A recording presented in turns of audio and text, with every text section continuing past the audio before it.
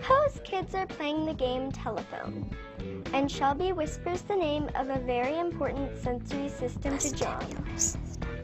And John whispers it to Allison, and Allison whispers it to Sam, and so the message goes down the line. Since the words vestibular system went in right from the start, there's at least a chance that those words will get to where they were headed.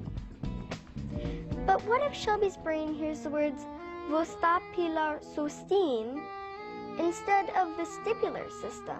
And that's what she passes on to John. Now what are the odds that the last person in line is going to ever hear the words vestibular system? The same confusion happens to our senses if our vestibular system doesn't get it right. When this system is working as it should, it acts like a patrol officer.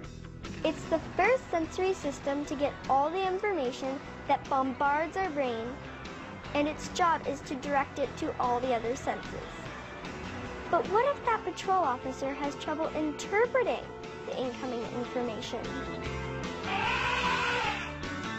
Or can't decide where to send the information?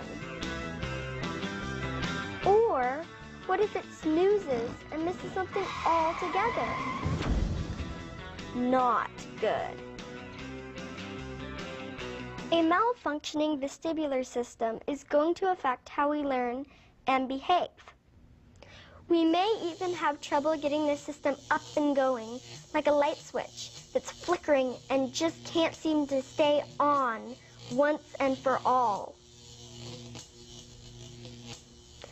And if that happens, we may just zone out. Some of us discover that movement gets the system in gear. So we rock, or spin, or jump. And what do you know? We can actually pay better attention doing all that.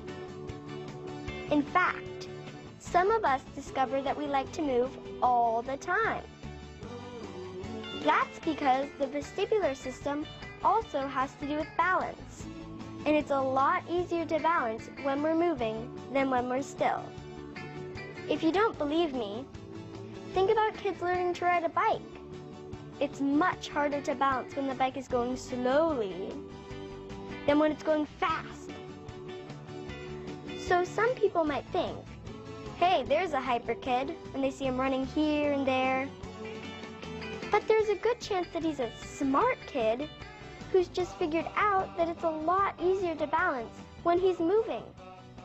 In fact, most people don't realize that standing still or sitting still requires the highest level of balance.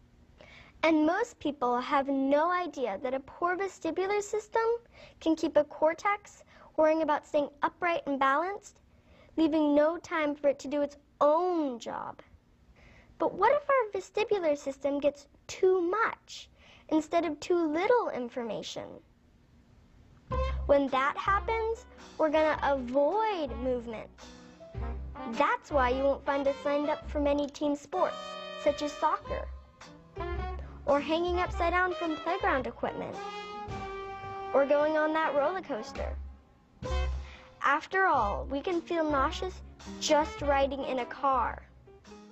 Like a tripod, our vestibular system is also supposed to keep our eyes still, so images aren't bouncing all over the place. But have you ever watched a home video where the person kept moving the camera as he filmed it? That tortured viewing gives you some idea of what it's like to read or see when our vestibular system is not doing its job. But it's not all bad news. We can get our vestibular system in shape so that our other senses get the right information and our cortex is available to do its own job. And then we will have a better organized brain.